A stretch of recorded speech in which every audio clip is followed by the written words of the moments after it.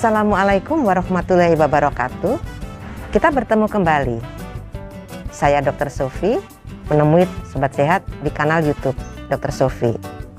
Sobat Sehat, akreditasi bukan sekedar dokumen. Ada 5 cara penilaian dalam akreditasi yang dikenal dengan RDOWS. R adalah menyiapkan regulasi, yaitu pedoman, SK, panduan, dan SOP yang akan dilihat oleh surveyor. Menyiapkan dokumen implementasi dari regulasi yang sudah dibuat. Kemudian O, menyiapkan yang akan dilihat oleh surveyor. B, menyiapkan diri untuk diwawancarai oleh surveyor. Dan S, menyiapkan kalau diminta untuk melakukan simulasi. Ini semua untuk membuktikan apakah Sobat Sehat sudah melakukan kerjakan yang ditulis dan tulis yang dikerjakan. Channel YouTube Dr. Sofi dibangun untuk itu semua. Sobat Sehat, beberapa video sejak video 270 memang kita membahas tentang klinik. Tetapi tidak menutup kemungkinan dan kami mengundang teman-teman puskesmas untuk mengikutinya karena puskesmas adalah pembina wilayah dari jejaring puskesmas, salah satunya adalah klinik yang ada di wilayah kerjanya. Ini adalah video saya yang ke-278 yang akan membahas standar pencegahan dan pengendalian infeksi di klinik atau PMKP 3. Ini merupakan standar ketiga dari bab PMKP atau peningkatan mutu dan keselamatan pasien.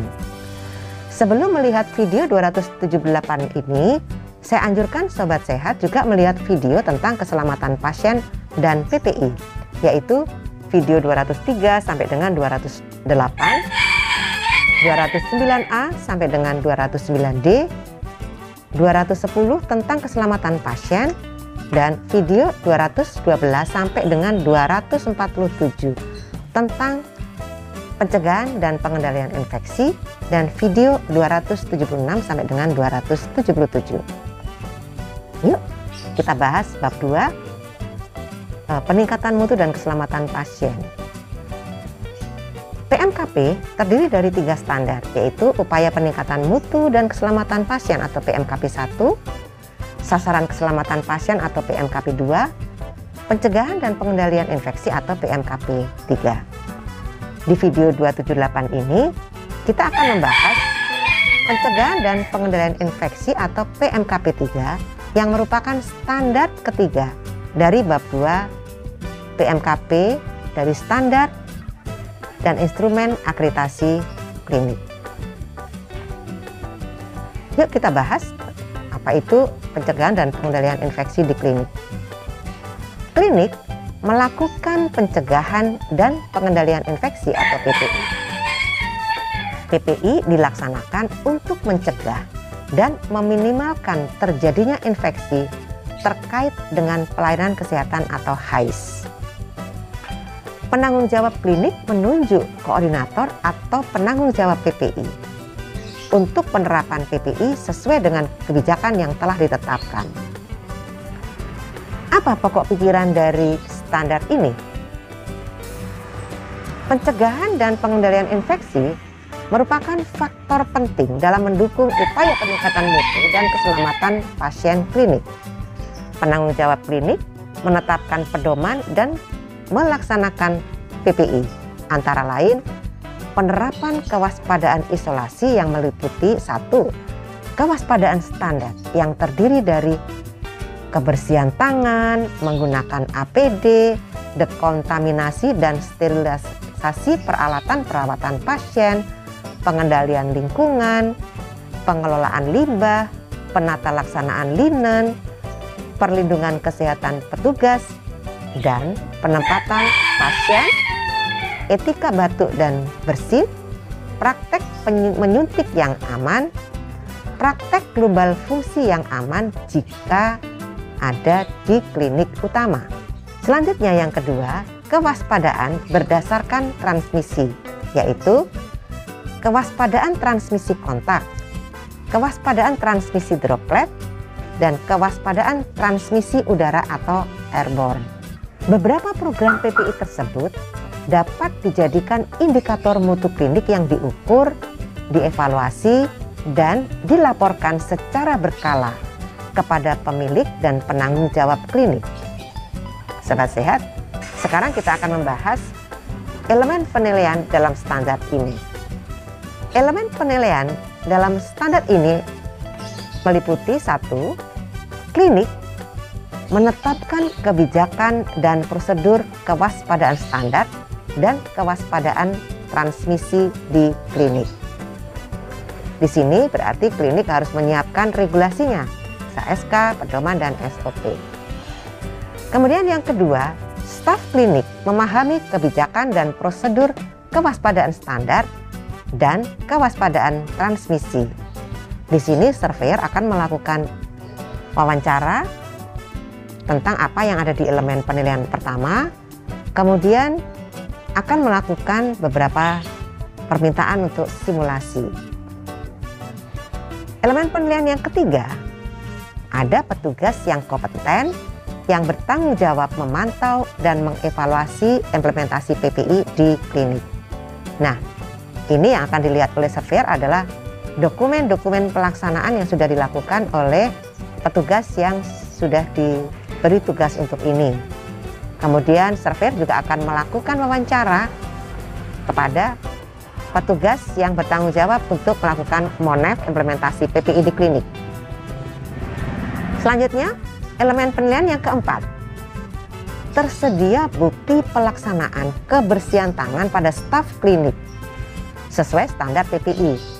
Ini akan dilihat pendokumentasiannya dan kemudian akan dilakukan observasi kepada petugas pada saat melakukan pelaksanaan hand hygiene atau kebersihan tangan. Kemudian yang kelima, tersedia bukti penggunaan APD sesuai standar PPI. Di sini akan dilihat dokumentasi, kemudian akan dilakukan observasi apakah sobat sehat sudah menggunakan APD sesuai standar. Kemudian yang keenam, tersedia bukti pelaksanaan 5 kunci keamanan pangan atau jaga kebersihan. Kemudian memisahkan pangan mentah dari pangan matang, memasak dengan benar, jaga pangan pada suhu aman, menggunakan air dan bahan baku yang aman. Ini akan dilihat dokumentasinya dan kemudian akan melihat observasinya. Kemudian yang ketujuh, tersedia bukti pelaksanaan dekontaminasi dan sterilisasi peralatan perawatan pasien sesuai standar PPI. Ini akan dilihat dokumen implementasi dan akan diobservasi. Kemudian yang kedelapan, tersedia bukti pengelolaan limbah sesuai standar PPI. Ya, ini akan dilihat pendokumentasiannya dan akan diobservasi. Kemudian kesembilan, tersedia bukti pelaksanaan linen sesuai standar PPI, baik dokumentasi maupun dilakukan observasi.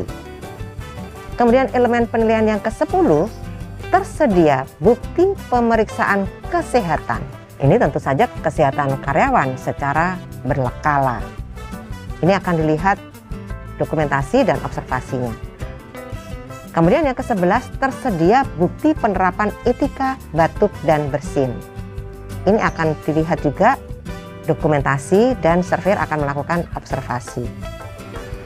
Elemen penilaian yang ke-12, tersedia bukti pelaksanaan praktek menyuntik yang aman. Akan dilihat dokumentasinya dan akan dilakukan observasi pada saat sobat sehat melakukan praktik menyuntik di klinik.